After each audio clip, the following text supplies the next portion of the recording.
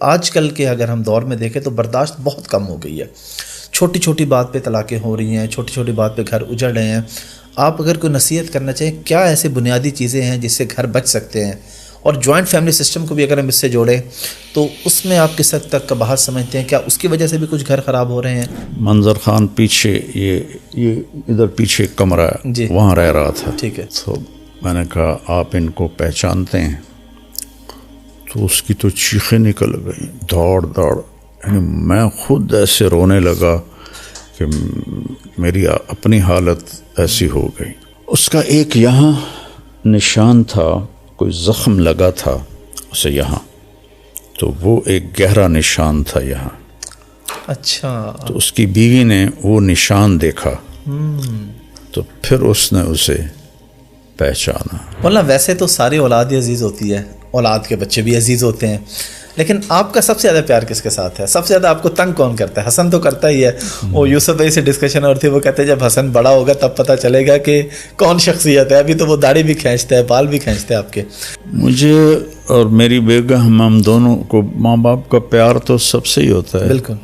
لیکن جس کو اللہ نے بلا لیا ہے نا عاصم, وہ ہم دونوں کا پیار اس کے ساتھ زیادہ تھا. مولانا جب میں آپ سے مل کے جاتا ہوں نا تو 5-6 دن نا میرے اخلاق بہت اچھے رہتے ہیں. چہرے پہ اسمائل رہتی ہے, گاڑی ڈرائیو کرتے ہوئے غصہ نہیں آتا کہ یہ آگے کیوں آ گیا, یہ کیوں ہو گیا. انسانی تاریخ میں کربلا جیسی جنگ اور کربلا جیسا ظالم اور مظلوم کبھی نہیں آئے گا کہ نبی کی اولاد ذبح ہو, سر کاٹے جائیں, سروں پہ چڑھائے جائیں, اور معصوم 2 سالہ بچہ بھی نہ چھوڑا جائے.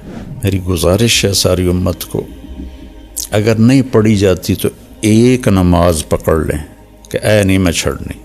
ٹھیک ہے. اور ایک جمعہ عادت ڈالنے کے لیے. عادت ڈالنے کے. ٹھیک ہے. میں نے جس کو بھی یہ نسخہ بتایا وہ 5 وقت کا نمازی بن گیا. شادی آپ نے ایک ہی رکھی, آپ نے شادیاں نہیں کی. اس کی کیا وجہ ہے؟ ورنہ مال بھی ہو, شہرت ہو, خوبصورتی ہو تو اجازت بھی ہے اسلام میں. پھر مولانا طارق جمیل یہ مولانا ہوتا. اچھا.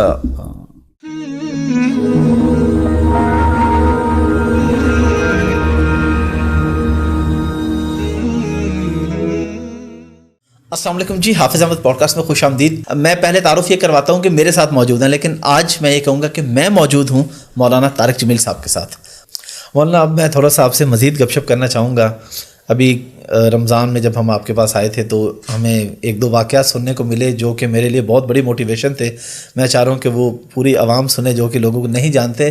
آپ نے ایک فیملی کو ملوایا غالباً 18-19 سال کے بعد. وہ ذرا واقعہ میں چاہتا ہوں آپ خود سنا دیں پبلک کو کہ وہ کون آدمی تھا, کہاں ملا آپ کو, آپ نے کیسے ان کو اکٹھا کیا اور کیا ان کا مسئلہ تھا. وہ ایسے ہے کہ مجھ سے ملنے کے لیے آتے رہتے ہیں لوگ. جی. تو ایک شخص مجھے ملازم نے بتایا کہ باہر کھڑا ہے, آپ سے ملنا چاہتا ہے. میں باہر نکلا تو ایک پٹھان بھائی تھے اور 50+ تھے. ٹھیک. نیئر ٹو 60 تھے. سفید داڑھی تھی ان کی. تو وہ کہنے لگے جی میں 3 چلے لگانے گیا تھا تو میری واپسی ہو رہی ہے تو آپ سے دعا کروانے آیا ہوں. میں نے کہا کہاں کے ہو؟ کہا جی میں مردان کا ہوں اور میرے اوپر بہت قرضہ ہے, آپ دعا فرما دیں. تو میں نے پوچھا کتنا قرضہ ہے؟ کہنے لگا 1 کروڑ روپیہ ہے. تو اور میں چونکہ میرے ساتھ میرا پارٹنر تھا, اس نے میرے ساتھ دھوکہ کیا اور وہ مال لے کے افغانی تھا, وہ دوڑ گیا واپس افغانستان. تو سارا قرضہ میرے اوپر آ گیا. تو میں پھر بھاگ کے کراچی چلا گیا کیونکہ میں ادا نہیں کر سکتا تھا, اور ہمارے ملک میں قرضہ لینے والے وہ بہت سخت ہو جاتے ہیں. بہت ہی سخت ہو جاتا ہے. تو پھر میں کراچی چلا گیا. اب میں 14 سال کے بعد واپس آیا ہوں. مجھے نہیں پتا میرے بچے کس سال میں ہیں, کیسے ہیں. میں نے کہا کوئی آپ کا ٹیلی فونک رابطہ نہیں تھا؟ کوئی نہیں. کبھی کوئی خط لکھا؟ کہنے لگا کوئی نہیں. میں نے کہا اللہ کے بندے, کسی کا فون لے کر لیتے. کب مجھے میری بیوی کے پاس فون ہی نہیں تھا 14 سال پہلے, تو پھر میں نے بالکل رابطہ کاٹ دیا. تو خط بھی میں نے نہیں لکھا کہ کہیں میرا پتہ نہ چل جائے. تو میں تو چھپا ہوا تھا 14 سال. تو میں نے پوچھا پھر اب کہاں جاؤ گے؟ کہا جی ابھی میں مردان تو جا نہیں سکتا, اب دیکھتا ہوں کہ میں کہاں جاؤں گا. تو میں نے کہا تم یہیں ٹھہرو, میں کچھ انتظام کرتا ہوں. تو کون زیادہ تمہیں تنگ کر رہا ہے؟ تو اس نے کہا جی وہاں کا ایک ہمارا بڑا سردار ہے, MP بھی بنتا ہے, اس کے میں نے 25 لاکھ دینے ہیں. اور ایک دوسرا ہے وہ بھی وہاں کا بڑا با اثر ہے, اس کے کوئی 15 لاکھ دینے ہیں کہ 10 لاکھ دینے ہیں, مجھے یاد نہیں ہے. تو وہ اگر ادا ہو جائیں تو میں گھر جا سکتا ہوں. تو میں نے پھر کہیں سے, چونکہ وہ MP تھے تو مردان میں میرے جاننے والے تھے, تو میں نے وہاں سے ان کا فون نمبر لے کر ان سے رابطہ کیا. مجھے وہ جانتے تھے نام سے. جی. میں نے کہا جی اس کے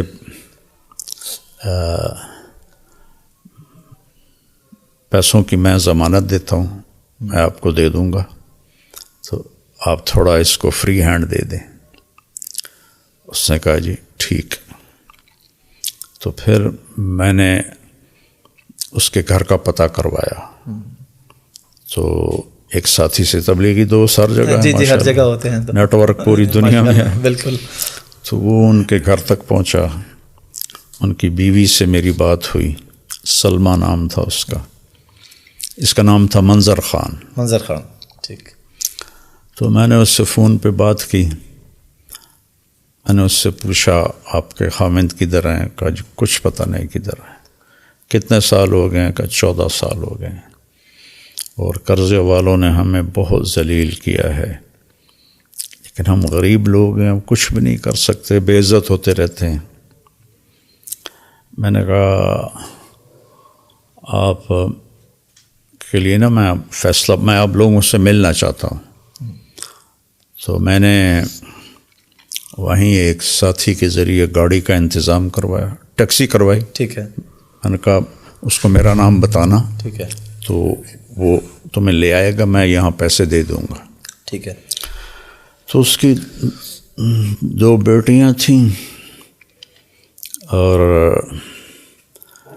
ایک بیٹا تھا جو قرض خواہوں نے پکڑا ہوا تھا. تو وہ تینوں آ گئیں. تو میں نے ان کو یہیں اسی لاؤنج میں بٹھایا. ٹھیک ہے. اور منظر خان پیچھے یہ ادھر پیچھے ایک کمرہ ہے, جی, وہاں رہ رہا تھا. ٹھیک ہے. تو میں نے اس کو اوپر بلایا.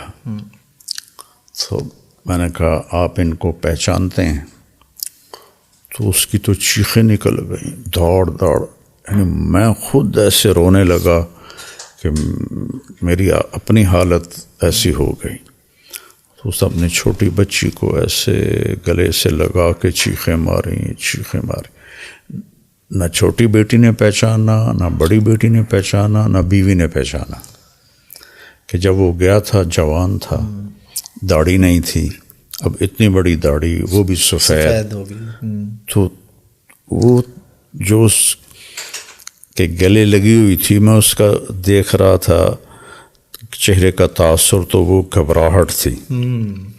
اور اس کے لیے تو اجنبی لگ رہا ہوگا. اجنبی لگ رہا تھا نا، اور اس کی چیخیں نہیں ختم ہو رہی تھیں. تو اس کا ایک یہاں نشان تھا، کوئی زخم لگا تھا اسے یہاں، تو وہ ایک گہرا نشان تھا یہاں. اچھا. تو اس کی بیوی نے وہ نشان دیکھا تو پھر اس نے اسے پہچانا. تو میں نے انہیں پھر یہاں رکھا 2 دن. ایم پی اے صاحب کو میں نے پیسے ٹرانسفر کیے 25 لاکھ، اور دوسرے کو 10 لاکھ تھے یا 15 لاکھ تھے، وہ ٹرانسفر کیے. تو انہوں نے کہا کہ آپ ان کو بھیج دیں، تو پھر وہ ان کو بھیج دیا. پھر اس کو پتہ نہیں، مجھے یاد نہیں ہے چونکہ کافی پرانی بات ہے، کہ وہ جو بیٹے کو پکڑا ہوا تھا کتنے پیسوں میں تھا، وہ پیسے دیے، وہ انہیں چھوڑا. تو اس طرح اللہ نے اس پوری فیملی کو ملایا. اور ماشاء اللہ. پھر کچھ عرصے بعد وہ آیا کہ مولانا ایک آدمی ہے، اس کے میں نے 10 لاکھ دینے ہیں. تو وہ کہہ رہا ہے اگر تم نے پیسے نہ دیے تو ہم تمہارے بیٹے کو اٹھا لیں گے. تو میں نے اس وقت اس کو 5 لاکھ دے دیے. میں نے کہا یہ لے جاؤ، ادا کرو. 1 مہینے بعد وہ پھر آیا روتا چیختا کہ انہوں نے میرے بیٹے کو اٹھا لیا ہے اور کہا ہے اگر جمعرات تک پیسے نہ دیے تو ہم اسے قتل کر دیں گے. تو پھر اسی وقت میں نے اس کو 5 لاکھ دیے، گاڑی میں بٹھا کے اس کو گھر بھیجا، اور اس نے وہ پیسے دیے، اپنے بیٹے کو چھڑایا. اس طرح وہ پورا خاندان دوبارہ رہنے کے قابل ہوا. پھر ہم نے اس کو کافی عرصہ یہاں اپنے ادارے میں چوکیدار رکھ لیا. کافی عرصہ چوکیدار رہا، پھر وہ واپس چلا گیا. تو یہ جو ابھی میں نے اس کو 5 لاکھ دیے ہیں، یہ رمضان سے پہلے کی بات ہے. تو اس کا بیٹا اللہ کے فضل سے واپس آ گیا، اور وہ اپنے وہاں گھر میں ہوتا ہے. جب بھی وہ کوئی ضرورت کا اظہار کرتے ہیں میں ان کو بھیج دیتا ہوں. الحمدللہ. مولانا اس پہ میں آپ سے یہ جاننا بھی چاہوں گا کہ آپ کے جو قریبی دوست ہیں وہ یہ بتاتے ہیں، آپ کے ایک دوست کے ساتھ ہم بیٹھے چند دن پہلے، انہوں نے کہا کہ جی میں مولانا کو بتاؤں آج میں نے 50 نفل پڑھے ہیں، 100 پڑھے ہیں. مولانا کہتے ہیں اللہ برکت دے. لیکن جب میں یہ بتاؤں کہ آج میں نے میاں بیوی میں کسی میں صلح کرائی ہے، صلح کی کوشش کرتے ہیں، تب مولانا صحیح شاباش دیتے ہیں. تو اس کی کیا وجہ اور کیا فضیلت ہے اس کی، یہ صلح کروانے کی؟ اور ان معاملات میں آپ کا ماشاءاللہ بہت کردار ہے، کئی گھر جڑ گئے ہیں اس نسبت سے. اللہ تعالیٰ کو جس محبت کو دیکھ کے خوشی ہوتی ہے وہ میاں اور بیوی کی محبت، اور اللہ نے اس رشتے کو اپنی نشانی بتایا. جیسے کہ ان فی خلق السماوات والارض واختلاف اللیل والنہار لآیات لأولی الالباب. اسی طرح اللہ نے صرف اس ایک رشتے کو اپنی نشانی بتایا ہے کہ من آیات ہی، میری بہت بڑی نشانیوں میں ہے، ان خلق لکم من انفسکم ازواجا، میں نے تمہیں میاں بیوی کا رشتہ دیا، لتسکنوا الیہا، کہ تمہیں اس میں سکون ملے، اور کسی رشتے میں سکون نہیں فرمایا. وجعل بینکم مودۃ ورحمہ، اور محبت اور ہمدردی میں نے اس میں بھر دی. تو اللہ کو سب سے زیادہ خوشی ہوتی ہے جب خاوند اور بیوی میں محبت ہوتی، اور سب سے زیادہ اللہ کے ہاں ناپسندیدہ ہے خاوند اور بیوی کا جھگڑا. اور جھگڑے کے بعد اگر وہ آپس میں صلح کر لیں تو پچھلے دونوں کے گناہ معاف ہو جاتے ہیں. سبحان اللہ. اور شیطان کو سب سے زیادہ غصہ چڑھتا ہے میاں بیوی کے تعلق پر، محبت پر، اور سب سے زیادہ خوش ہوتا ہے جب میاں بیوی کی لڑائی ہو جائے. شیطان روزانہ اپنی اسمبلی لگاتا ہے سمندر کے اوپر، تو جتنے اس کے چیلے چانٹے ہیں جی وہ آ کر اس کو اپنی کارگزاری سناتے ہیں، ٹھیک ہے، یہ کیا، یہ کیا، یہ کیا. ٹھیک ہے. تو وہ ایسے ٹھنڈا رسپانس دیتا رہتا ہے، یہ چوری کروائی، قتل کروایا، زنا کروایا، شراب پلائی، کفر کروایا، وہ ایسے ایسے کرتا رہتا ہے. تو ایک لنگڑا سا شیطان کھڑے ہو کر کہتا ہے کہ حضور میں نے میاں بیوی کو لڑایا، تو ویسے اچھل پڑتا ہے اور کہتا ہے یہ ہے کرنے کا کام جو یہ کر کے آیا ہے، اور اسے بلاتا ہے، اسے جپھی ڈالتا ہے اور اسے اپنے پاس بٹھاتا ہے، اس کو اتنا پروٹوکول دیتا ہے کہ جب میاں بیوی میں لڑائی ہو جاتی ہے تو 2 خاندان تباہ ہو جاتے ہیں، شرابی کی شراب اس کی ذات تک، تو یہ ایسی بلا ہے کہ اس سے نسلیں ٹوٹ جاتی ہیں، قتل و غارت تک کی نوبتیں آ جاتی ہیں۔ اس لیے شیطان اس پہ بڑا خوش ہوتا ہے کہ لڑائی ہو گئی، بڑا رنجیدہ ہوتا ہے جب ان میں محبت ہوتی ہے۔ تو اسی پر میں نے اس پر عمل بھی بہت کیا اللہ کے فضل سے، بہت گھروں کو اللہ نے آباد کیا میرے ذریعے سے، چونکہ چھوٹی چھوٹی باتوں پہ ضدیں ہوتی ہیں، یا یہ جو اندر ہے نا 32 دانتوں میں، یہ تباہی لاتی ہے رشتوں کو توڑنے میں۔ تو اللہ کے نبی بھی خوش ہوتے تھے تو میں بھی خوش ہوتا ہوں۔ الحمدللہ۔ مولانا میاں بیوی کے حوالے سے ہم بات کر رہے ہیں تو میں اس موضوع کو لے کے چلنا چاہوں گا کہ آج کل کے اگر ہم دور میں دیکھیں تو برداشت بہت کم ہو گئی ہے، چھوٹی چھوٹی بات پہ طلاقیں ہو رہی ہیں، چھوٹی چھوٹی بات پہ گھر اجڑ رہے ہیں۔ آپ اگر کوئی نصیحت کرنا چاہیں، کیا ایسے بنیادی چیزیں ہیں جس سے گھر بچ سکتے ہیں؟ اور جوائنٹ فیملی سسٹم کو بھی اگر ہم اس سے جوڑیں تو اس میں آپ کس حد تک قباحت سمجھتے ہیں؟ کیا اس کی وجہ سے بھی کچھ گھر خراب ہو رہے ہیں؟ جوائنٹ فیملی سسٹم بہت اچھا تھا کسی زمانے میں، جب عزت اور احترام کے رشتے باقی تھے، اور ادب تھا، احترام تھا، تو اس وقت یہ بہت مفید تھا کہ ایک دوسرے کی ہیلپ ہو جاتی ہے کافی ساری۔ ابھی ایسا ہے کہ آج کی تعلیم نے وہ ادب اور احترام اٹھا دیا ہے، تو لڑکی بھی بے باک ہے، لڑکا بھی بے باک ہے، تو ایک دوسرے کو کی برداشت کوئی نہیں ہے۔ گھروں کو بچانے کے لیے 2 چیزیں بنیادی ہیں، ایک زبان کا میٹھا بول، اور ایک ناگواری پہ صبر کرنا۔ یہ 2 کام جس گھر میں ہوں گے وہ آباد ہو جائے گا۔ اور جہاں زبان تیز ہوگی، اگلے کی کڑوی برداشت نہیں ہوگی، صبر نہیں ہوگا، وہاں پھر طلاقیں ہی ہوں گی۔ کوئی کبھی طلاق کو جانتا بھی نہیں تھا، اب ہر چوتھے دن طلاق ہو رہی ہوتی ہے کہ برداشت کوئی نہیں، تربیت کوئی نہیں، ماں باپ کی ساری طاقت لگ رہی ہے کہ ڈگری مل جائے۔ اس کو تعلیم تو کہتے نہیں۔ تعلیم تو ہوتا ہے زندگی گزارنے کا طریقہ کیا ہونا چاہیے کہ جس سے زندگی خوشگوار گزرے۔ یہ علم غلط ہو گیا کہ پیسہ آئے گا، ڈگری آئے گی تو زندگی اچھی ہو جائے گی۔ ڈگریوں کے ساتھ تو زندگی اچھی نہیں ہوتی، زندگی تو اچھے اخلاق کے ساتھ ہوتی۔ مولانا جب آپ سفر میں ہوتے ہیں تو، کیونکہ میں آپ کے بارے میں کافی کچھ جانتا ہوں، جو چیزیں میں چاہ رہا ہوں کہ لوگوں تک پہنچیں، ایک خوشی کی بات ہے، اچھی چیز ہے کہ آپ جب فیول ڈلواتے ہیں کہیں سے بھی، ان کو ٹپ دینے کا کیا مقصد ہوتا ہے؟ عام طور پہ تو ریسٹورنٹ والوں کو ٹپ دی جاتی ہے، آپ ان کو بھی ٹپ دیتے ہیں؟ اس لیے دیتا ہوں کہ ان کو کوئی بھی نہیں دیتا۔ اللہ اکبر۔ تو وہ پکڑ کے دیکھنے لگ جاتے ہیں، جی اے جی تسی 1200 دیتا ہے۔ میں نے کہا بھئی 1000 مثال دے رہا ہوں، میں 1000 سے کم کبھی نہیں دیتا۔ اچھا ماشاءاللہ۔ ہاں، میں کہتا ہوں بھائی یہ 10,000 کا تیل ہے اور یہ 11واں جو 1000 ہے تمہارے لیے، ٹھیک ہے۔ تو وہ ایسے ہکے بکے حیران ہو کے دیکھتے رہ جاتے ہیں، اور کئی تو واپس کرنے لگتے ہیں، جی تسی فالتو دیتا۔ اچھا۔ تو چونکہ ان کو کوئی نہیں دیتا اس لیے میں ان کو دیتا ہوں۔ اور وائپر لگانے والے کو آپ نے ایک دفعہ 5000 دیا اور آپ کے ساتھی نے 50 دیا، تو آپ نے کہا تیری دعا تو پیٹرول پمپ کی چھت تک نہیں پہنچی ہونی۔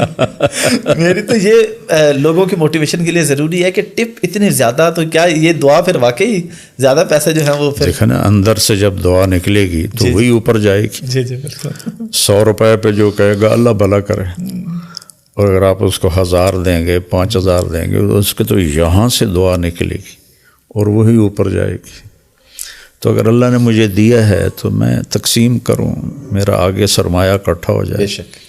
جو چھوڑ کے جانا ہے وہ تو پتہ نہیں کس کا ہے. مولانا آج ہم آپ سے کافی سارے واقعات سنیں گے. اپنے ماموں کا واقعہ سنا ہے, انگلینڈ والے ماموں کا, جو پہلے ملتے نہیں تھے اور پھر انہوں نے کہا جی آؤ جی ملو جی, اور پھر آپ کی مامی نے وہ جو بات کہی تھی یہ ملک, وہ میں چاہوں گا میں آپ کی زبان سے سننا چاہوں گا وہ پورا واقعہ کیا ہے. اور اس میں نوجوان نسل باہر جانا چاہ رہی ہے, میں چاہ رہا ہوں اس سے آپ جوڑیں. ہر بندہ چاہ رہا ہے جی میں باہر چلا جاؤں. میری والدہ کے ماموں زاد بھائی تھے جی, وہ 60s میں غربت تھی تو وہ دھکے کھاتے کھوتے چھپ چھپا کے انگلینڈ پہنچ گئے. ٹھیک ہے, یعنی لیگلی نہیں گئے ویسے, اس وقت بہت لوگ گئے تھے اس طرح, بحری جہازوں پہ جاتے تھے. اور تب تو 80 تک تو ویزا بھی نہیں تھا, تو میں 82 میں گیا ہوں بغیر ویزے کے. اچھا. ہاں, پھر 83 میں گیا ہوں, کوئی ویزا نہیں, آن ارائیول اسٹیمپ ہوتی تھی. یہ تو ہمارے اپنوں کی مہربانی کی وجہ سے پابندیاں بڑھ گئیں. تو وہاں اللہ تعالیٰ نے ان پہ کرم کیا, وہ بہت مالدار ہو گئے اور بہت بڑے کاروباری بن گئے. تو میں سب سے پہلے 82 میں گیا تھا چلے کے لیے. تو وہ ہیلی فیکس میں رہتے تھے, تو میں ان کے قریبی ڈیوزبری قریب ہے. تو میں نے کہا ماموں جی آپ تھوڑا تشریف لائیں. تو کہتے پتر میں نے ویل کوئی نہیں, پتر میں نے ویل کوئی نہیں. تو یہ ان کا جملہ میں نے ہر دفعہ سنا. میں جب بھی جاتا تھا ان کو ملتا تھا اور وہ کہتے تھے میں نے ویل کوئی نہیں. 2000 میں میری امریکہ سے واپسی تھی, جماعت میں ہی ہم گئے ہوئے تھے امریکہ, وہاں سے واپسی ہو رہی تھی. لندن پہنچا ہوں تو وہاں ان کی کال آ گئے مینو آ کے مل. میں بڑا حیران ہوا کہ پہلے تو ماما جی پلہ نہیں پکڑاتے تھے, ویل کوئی نہیں, اور اب خود بلا کہہ رہے ہیں کہ مینو آ کے مل. وہ پھر ڈیوزبری پہنچنے تک ان کے کتنے فون آ گئے. تو میں پہنچتے ہی ایک ساتھی کو لے کر گیا تو وہ گھر میں اکیلے بیٹھے تھے. تو مجھ سے کہنے لگے بیٹا 26 سال بعد میں نے سمجھ آئی ہے کہ میں نے اتنے نہیں آنا چاہیے سی. پاکستان اج میں نے چٹنی روٹی تو مل ہی جاندی. اے ویکھ میرا 6 بیڈ روم گھر ہے. تو آپ بھی انگلینڈ رہے ہیں. جی جی, یو کے میں 6 بیڈ روم, 6 بیڈ روم بہت لگژری گھر ہوتا ہے, عام بندہ نہیں افورڈ نہیں کر سکتا. کہ اے پتر ویکھ میرا 6 بیڈ روم گھر ہے, ویلا پہ ہے, میرے پتر میں نے چھوڑ کے چلے گئے.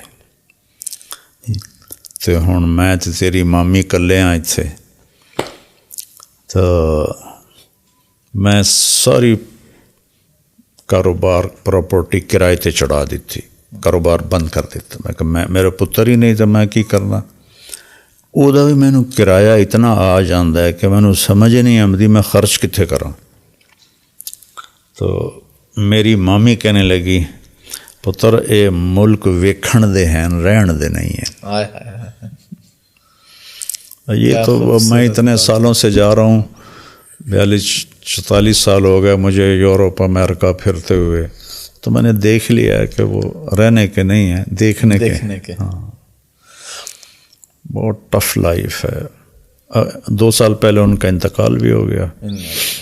نہیں 2 سال نہیں, کووڈ میں انتقال ہوا.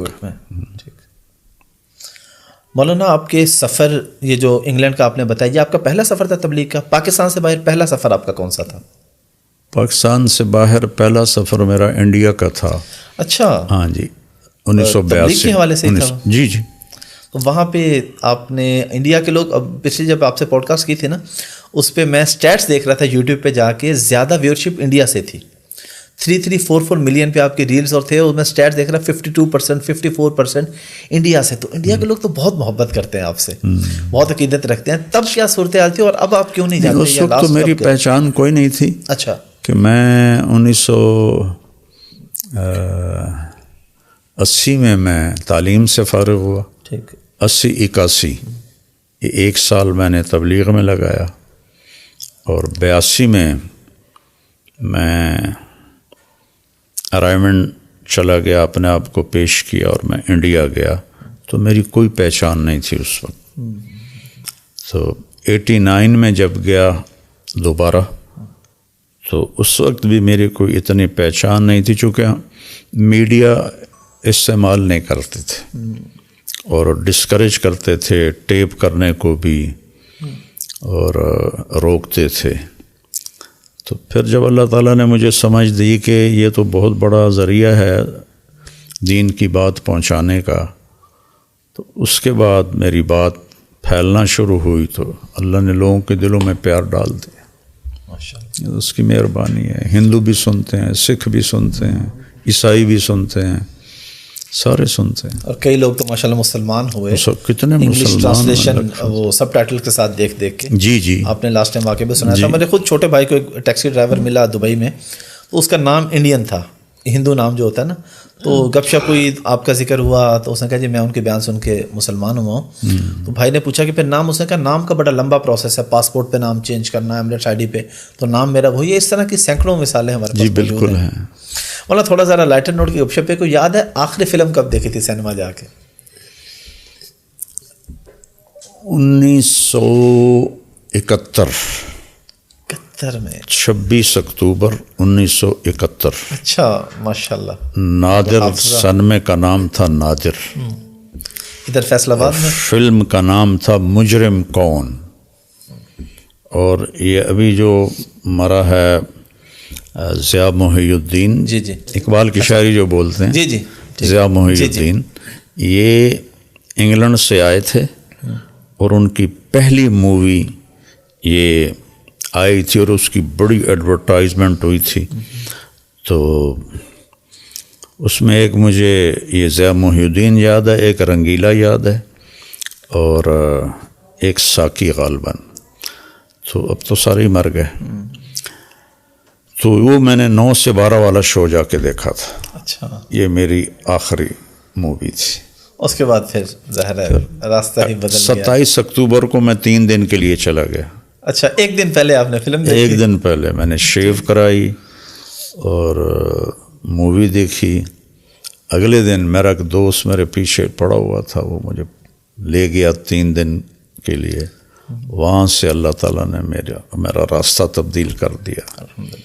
اس کی بہت بڑی کرم نوازی ہے. مجھے تو سنگنگ کا شوق تھا اور میں گاتا بھی بہت اچھا تھا. پرائمری اسکول سے لے کر گورنمنٹ کالج لاہور تک میرے سنگنگ کے پروگرام اسکول میں, سینٹرل ماڈل ہائی اسکول. تو میں نے, چونکہ میرے والد کنزرویٹو تھے اور ایک قدیم زمیندارہ خاندان تھا, تو وہ گانے بجانے والوں کو مراسی کہتے تھے. تو میرا شوق پورا نہیں ہو سکتا تھا. ایران میں رضا شاہ کی حکومت تھی, تو وہ اس نے بالکل امریکہ والا ماحول بنایا ہوا تھا. تو وہاں شیراز میں ایک یونیورسٹی تھی جس میں میوزک سکھایا جاتا تھا.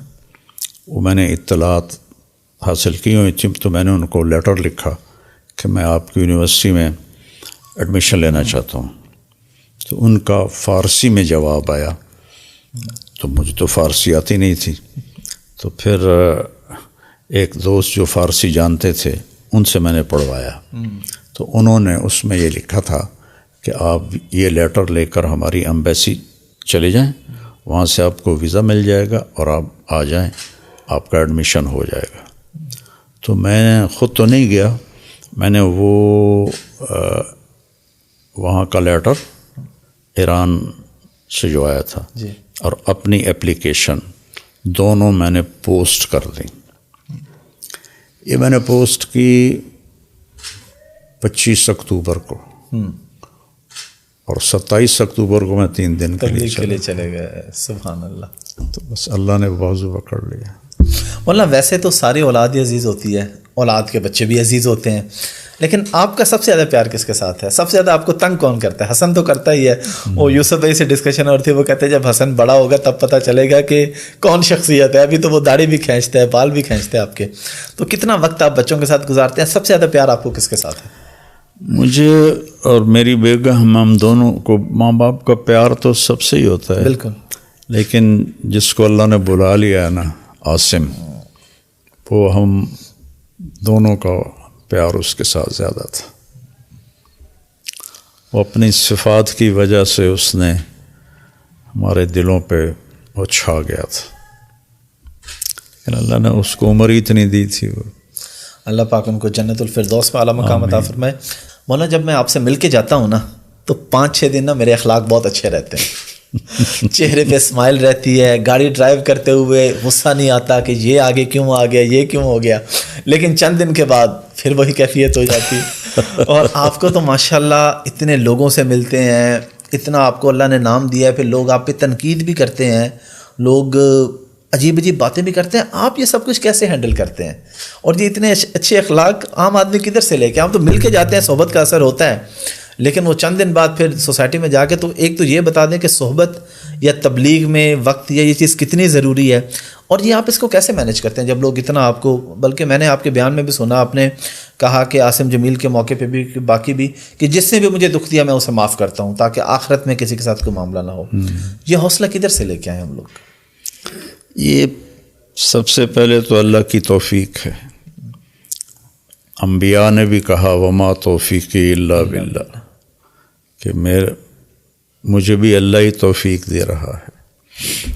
تو پہلی چیز تو اللہ کی مہربانی اور اس کی توفیق ہے. دوسری چیز اس میں اچھی صحبت، صالحین کی صحبت، چونکہ یہ اسلام کا سب سے مشکل چیپٹر ہے اچھے اخلاق، سب سے مشکل. عبادات کی آیات قرآن میں 130 ہیں اور اچھے اخلاق کی آیات 1508 ہیں. اللہ اکبر. تو آپ ریشو نکال لیں، 130 1508 اور ٹوٹل قرآن کے آیات 6200 سم تھنگ ہیں. کوئی زیادہ بتاتا ہے، کوئی کم بتاتا ہے. تو 6200 میں 1500 تقریباً 30% بن جاتا ہے پورے قرآن کا. تو یہ مشکل ترین چیپٹر ہے، چونکہ اس کے لیے اپنے آپ سے لڑنا پڑتا ہے. نماز پڑھنے کے لیے تھوڑی سی لڑائی ہوتی ہے اپنے آپ سے، لیکن کوئی ناگواری نہیں ہوتی. سستی سے لڑنا ہوتا ہے. روزے میں بھی سستی سے لڑنا ہوتا ہے. باقی جتنی عبادات ہیں ان میں کوئی آگے آپ کے ایسی قوت نہیں ہے جو آپ کو ڈسٹرب کرے، سوائے آپ کی اپنی سستی کاہلی کی. اچھے اخلاق میں آپ کو اگلے کی بدتمیزی کو برداشت کرنا ہوتا ہے. تو اس وقت پھر ہر آدمی ہائپر ہو جاتا ہے، اور وہی وقت ہوتا ہے اپنے آپ کو کنٹرول کرنے کا. تو وہ پھر کنٹرول ہوتا نہیں. اس کے لیے صحبت بڑی ضروری ہے. صرف علم کافی نہیں ہے. اللہ نے مجھے بڑے اکابر کی صحبت نصیب فرمائی. میں نے ان سے بہت کچھ سیکھا، چونکہ یہ جو سبق ہے نا، یہ صرف پڑھنے سے نہیں آتا، یہ ساتھ رہنے سے، دیکھنے سے آتا ہے. اور میں نے اپنے بچوں پر ان کے بچپن سے یہ محنت کی کہ بیٹا اپنے اخلاق بناؤ. چونکہ ہمارا اللہ کا شکر ہے قدیمی زمیندارہ سٹائل ہے، نوکر چاکر اور گالم گلوچ عام ہے، زمینداروں میں کیا سب میں ہے. تو اللہ تعالیٰ نے فضل فرمایا، سارے بچے بڑے اچھے اخلاق والے براٹ اپ ہوئے. ان 5 میں عاصم سب سے نمبر 1 تھا، اچھے اخلاق سب سے نمبر 1 تھا. تو ایک حدیث میں آتا ہے کہ سب سے زیادہ وزنی عمل قیامت کے دن ترازو میں اچھے اخلاق ہوں گے. ان اثقل شیء فی میزان المؤمن حسن الاخلاق. کیوں؟ جہاد کتنا مشکل کام، تو یہ کیوں وزنی ہے کہ یہ طبیعت پہ سب سے زیادہ بوجھ ڈالتا ہے، آپ ایسے کٹ کے رہ جاتا. اور مولانا اخلاق کے اندر تو کئی لوگوں کو ہم نے دیکھا ہے کہ وہ کہتے ہیں جی میرا ٹیمپر بڑی جلدی لوز کر جاتا ہوں یہ وہ، لیکن وہ ٹیمپر میں فرق ہوتا ہے. تگڑے آدمی کے سامنے ٹیمپر جو ہے وہ کنٹرول ہو جاتا ہے، غریب کے سامنے. لیکن عاصم بھائی کی جو ماشاءاللہ ہم نے خوبیاں دیکھی تھی کہ وہ جو ایک دیوانہ تھا ان کے ساتھ، اور غریب کے ساتھ تو اصل اخلاق اپنے سے کمزور کے ساتھ ہے. اس لیے تو میں کہہ رہا ہوں کہ وہ سب سے آگے تھا. اور پھر آپ نے فرمایا کہ قیامت کے دن میرے سب سے زیادہ قریب وہ ہوں گے جن کے اخلاق اچھے ہیں. سبحان اللہ. اور فرمایا سب سے اعلیٰ درجے کا مسلمان وہ ہے جس کے اخلاق اچھے ہیں. پھر ایک صحابی نے عرض کیا، ہماری محلے دار ہے، وہ بہت عبادت کرتی ہے، روزے بھی رکھتی ہے مسلسل، نوافل بھی پڑھتی ہے مسلسل، لیکن اس کی زبان میں بڑی سختی ہے. آپ نے فرمایا جہنم میں جائے گی. اور پھر انہوں نے کہا ایک اور محلے دار خاتون ہیں جو سوائے فرائض کے ہم نے ان کو کوئی ایسی عبادت کرتے نہیں دیکھا، لیکن ان کا بول بہت میٹھا ہے. آپ نے فرمایا وہ جنت میں جائے گی. اور تیسری بات یہ ہے کہ جو چیز مارکیٹ میں کم ہوتی ہے تو یہ مارکیٹ کا قانون ہے کہ اس کی قیمت اپ ہونا شروع ہو جاتی، اس کے لیے مارکیٹنگ نہیں کرنی پڑتی. بالکل. اور اس کے لیے کسی کمپیٹیٹر کا بھی خوف نہیں ہوتا. ٹھیک ہے نا؟ بالکل. منہ مانگی قیمت لیتا ہے جس کے پاس ہوتی ہے. اچھے اخلاق انسانی منڈی میں تقریباً ناپید ہیں، تو جو ان کو اپنائے گا آج کے دور میں بہت اونچی اڑان اڑے گا. نمازیوں کی بڑی تعداد ہے، روزہ رکھنے والے، حج کرنے والے، صدقے دینے والے، عمرے کرنے والے، اعتکاف کرنے والے بے شمار ہیں. لیکن اچھے اخلاق والے میں 80 سے زیادہ ملکوں میں اللہ نے مجھے پھرایا. 6 بر اعظم میں میرے قدم اللہ نے ڈلوائے ہیں. لیکن اس صفت والا کو بھی کوئی ملتا ہے، تو لہٰذا پہلے ہی اس کی قیمت بہت تھی، اب اور بھی زیادہ ہوگی. سعید انور اور محمد یوسف آئے میرے پاس کہ ہماری طاقت تو لگ گئی ہے کرکٹ میں، تو کوئی جنت کا شارٹ کٹ بتاؤ. تو میں نے کہا اپنے اخلاق اچھے کرو. کہ نہیں کوئی اور بتاؤ، یہ بہت مشکل ہے.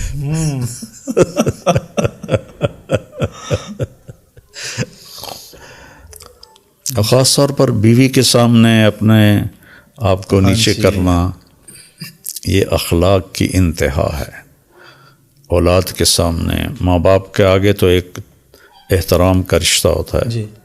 آج کل تو وہ بھی بہت کم ہو گیا ہے، لیکن پھر بھی ہوتا ہے.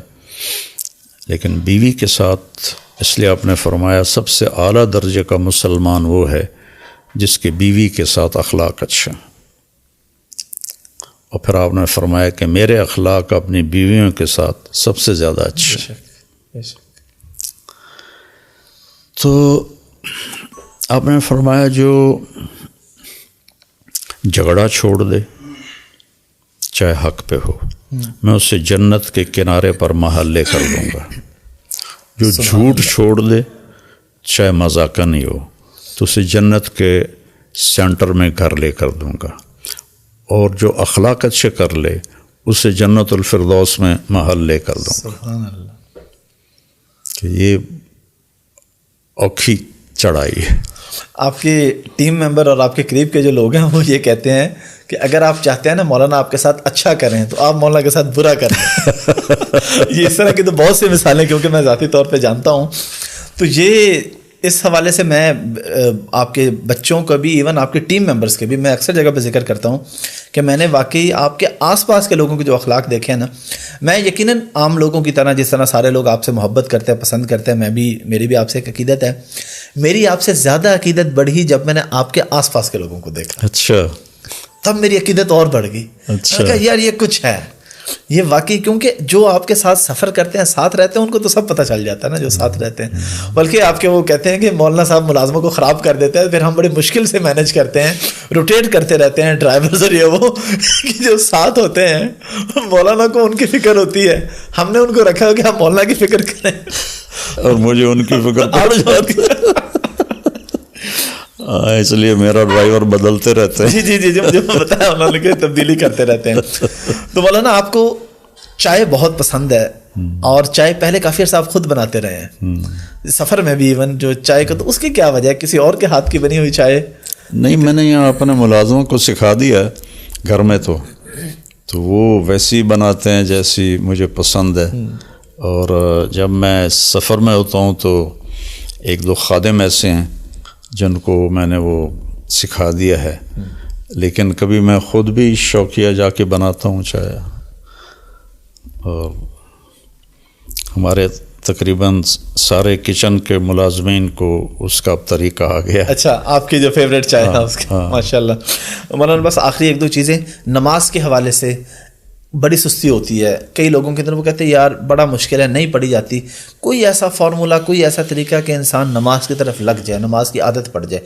تھوڑا سا نماز کی اہمیت پہ میں چاہوں گا آپ روشنی ڈال دیں, کتنی ضروری ہے, اور کیا طریقہ ہے کہ ہم لوگ نمازی بن جائیں؟ دیکھیں, نماز کا ذکر قرآن میں 700 دفعہ آیا ہے. لفظ صلاۃ تو 67 دفعہ ہے, لفظ صلاۃ 67 دفعہ. ٹھیک ہے. لیکن نماز کا ذکر اور الفاظ کے ساتھ اگر ملایا جائے تو 700 دفعہ بنتا ہے. تو اتنا بڑا شہنشاہ 700 دفعہ ریمائنڈر دے اور پھر کوئی نہ پڑھے تو کتنا اس کے لیے وبال ہے. ہم نوکر کو بلائیں اور تھوڑا لیٹ ہو جائے تو ہمارا پارا چڑھ جاتا ہے. اور اللہ کے نبی کی آخری وصیت تھی کہ دین 2 چیزوں کا نام ہے, عبادات اور اخلاق.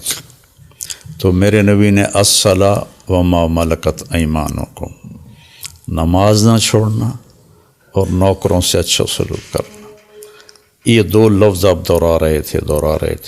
پھر جب اور کمزور ہو گئی آواز تو الصلاۃ الصلاۃ الصلاۃ, نماز نہ چھوڑنا, نماز نہ چھوڑنا, نماز نہ چھوڑنا.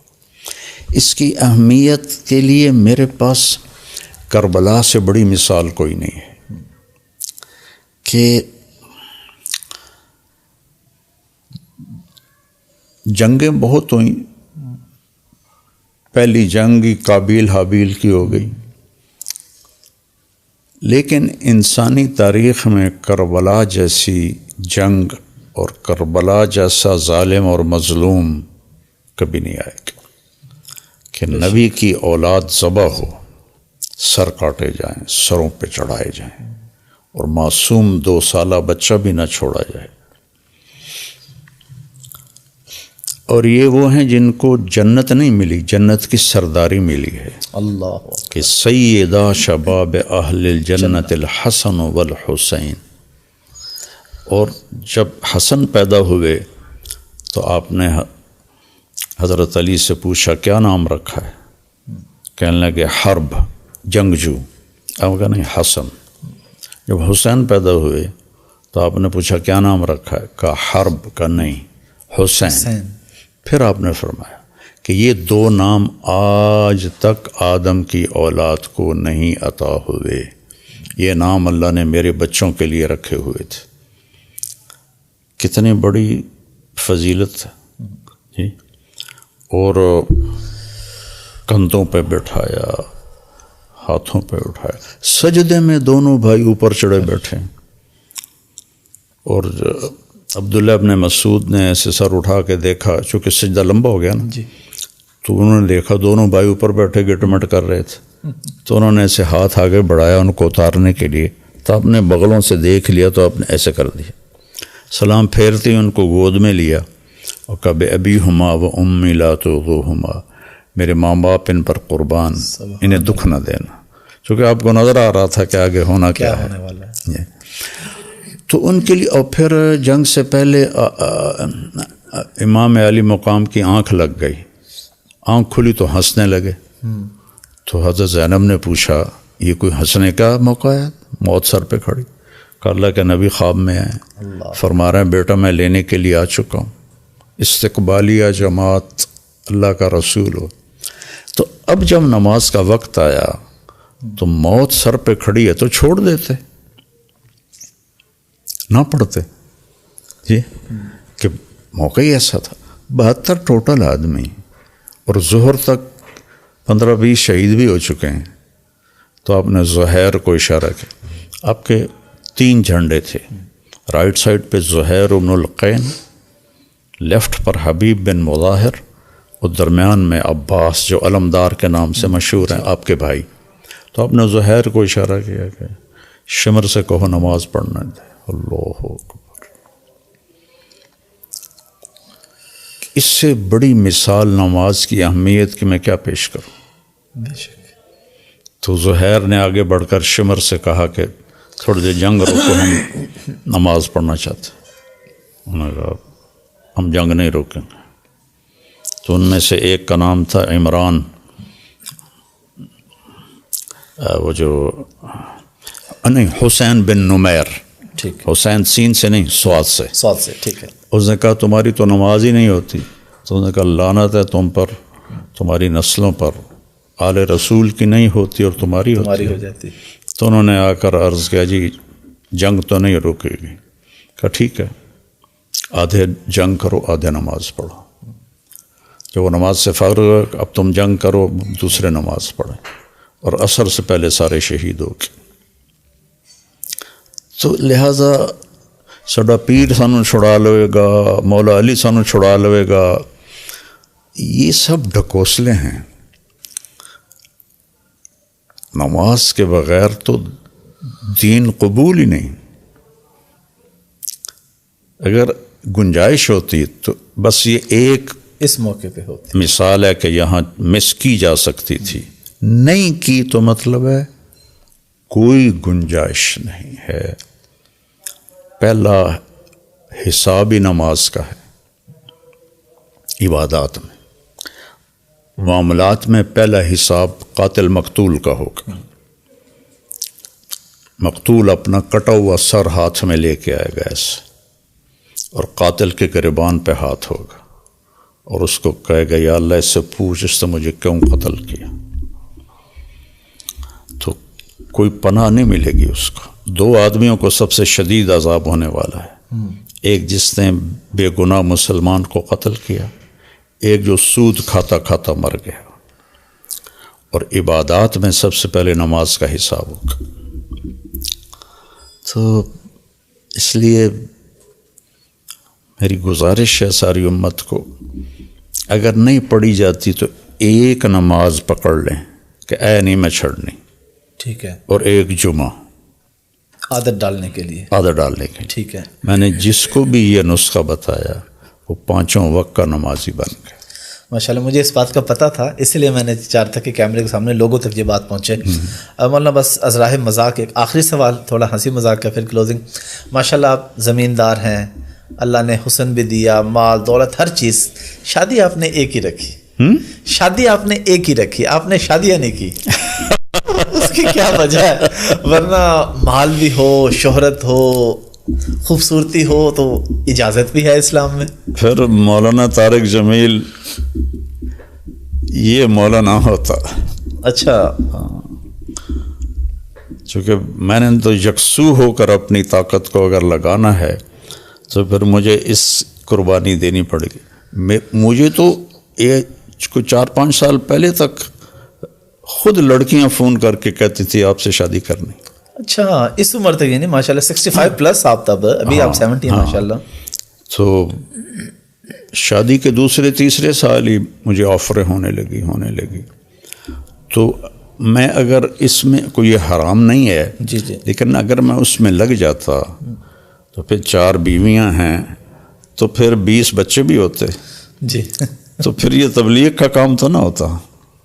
اور میری بیوی نے جو وفا کی میرے ساتھ، اور میری سخت ترین زندگی تھی مشقتوں سے بھری ہوئی، جن کو میں نے خود اپنے اوپر طاری کیا ہوا تھا، تو سہولت کا راستہ نہیں اختیار کیا، تو وہ اس میں میرے ساتھ رہی، تو اس کی وفا بھی میرے لیے رکاوٹ تھی کہ میں اس پر کوئی سوکن سوکن کا مطلب پتہ کیا ہے؟ نہیں، ہم نے تو یہ سنا کہ دوسری بیوی ہے تو بس وہ سوکن ہے۔ کن کہتے ہیں جب وہ لوہے کی رگڑائی کر رہا ہوتا ہے جی، تو اس سے چنگاریاں نکلتی ہیں، ٹھیک ہے نا، اس ایک چنگاری کو کن کہتے ہیں۔ اچھا، وہ اگر کان میں وہ آنکھ میں پڑ جائے تو آنکھ جلنے لگ جاتی ہے، تو دوسری بیوی ہے وہ 100 کن ہیں وہ۔ اچھا، یہاں سے یہ لفظ ہے۔ تو جس کی آنکھ میں 100 چنگاریاں پڑ جائیں اس کی آنکھ کا کیا حال ہوگا، اس لیے اس کو 100 کن کہتے ہیں۔ چلیں مولانا، ماشاءاللہ بہت شکریہ آپ کے وقت کا۔ لاسٹ پہ میں چاہوں گا آپ فاؤنڈیشن کے حوالے سے لازمی کچھ بات کر دیں کہ فاؤنڈیشن نے بہت اچھا کام کیا ماشاءاللہ۔ ہم بھی ٹیلی تھون میں ہماری خوش قسمتی سعادت آپ کے ساتھ موقع ملا لوگوں سے بات کرنے کا، لوگوں نے ماشاءاللہ بہت ڈونیٹ کیا۔ ابھی کتنی اور ضرورت ہے؟ یہ کام کہاں تک پہنچنے والا ہے؟ اس کی کوئی انتہائی نہیں، یہ تو ہم رخصت ہو جائیں گے، اس کے تقاضے تو بڑھتے ہی جائیں گے، اور اللہ کرے بڑھتے رہیں، میری موت کے بعد بھی چلتے رہیں۔ اللہ تعالیٰ آپ کو بھی لمبی زندگی دے مولانا۔ لاسٹ پہ آپ پبلک کو کوئی میسیج دینا چاہیں تو پلیز۔ اپنے دلوں کو نفرت سے پاک کر لیں، سبحان اللہ، سب سے محبت کریں، مر جانا ہے، کیا جھگڑے، کیا لڑائیاں، مٹی ہو جانا ہے، تو اپنے دل میں سب کی محبت بسا لیں، تو اللہ کی قسم سب سے زیادہ سکھی وہ ہوگا جو اپنے دل کو نفرت سے پاک کرے گا۔ ہر وقت آگ میں جلنے والا وہ ہوتا ہے جس کے اندر میں کسی کی نفرت لاوا بن کے ابل رہی ہو۔ تو میرے نبی نے بھی فرمایا کہ محبت اسلام کا سب سے بڑا عمل ہے۔ تو میرا ملک نفرتوں سے بھر گیا ہے، مذہبی نفرتیں، سیاسی نفرتیں، قومی نفرتیں، جہالت کی نفرتیں۔ یہ میں تو سوشل میڈیا دیکھ ہی نہیں سکتا، میرے سر میں درد ہوتا ہے، لیکن ایسے کبھی سرچ کرتے ہوئے وہ ہیڈنگ پہ نظر پڑتی ہے تو مناظرے ہو رہے ہیں۔ آج کے دور میں رفع یدین پہ مناظرے ہو رہے ہیں، 20 تراویح 8 تراویح پہ مناظرے ہو رہے ہیں، اور سورۃ فاتحہ پڑھنی کہ نہیں پڑھنی اس پہ مناظرے ہو رہے ہیں، اور ایک دوسرے کے ساتھ ایسے ان کی آنکھوں سے آگ نکل رہی ہوتی۔ یہ پاگل لوگ ہیں، نادان لوگ ہیں۔ ہماری نسل ایتھیسٹ بن رہی ہے، اسلام سے نکل رہی، اور یہ ایک دوسرے پر فتوے لگا رہے ہیں، اور یہ تو کوئی مسائل بھی نہیں ہے، جو کوئی مسائل بھی نہیں ہے۔ رفع یدین کرنے والے بھی جنت میں جائیں گے، نہ کرنے والے بھی جنت میں جائیں گے اگر وہ باقی گناہوں سے بچے ہوئے ہیں۔ تو بہت گراوٹ ہے۔ میں پوری دنیا پھرا ہوں، 80 ملک، پوری دنیا ہی سمجھ لیں۔ جی ماشاءاللہ، واللہ میں نے کہیں ایسی مذہبی نفرت نہیں دیکھی جیسی میں نے بر صغیر میں دیکھی ہے۔ بنگلہ دیش کو نکال کے وہاں نہیں ہے، اچھا وہاں نہیں ہے، لیکن یہ انڈیا اور پاکستان ڈوبے ہوئے ہیں نفرت، اپنے دل سے نکال دیں۔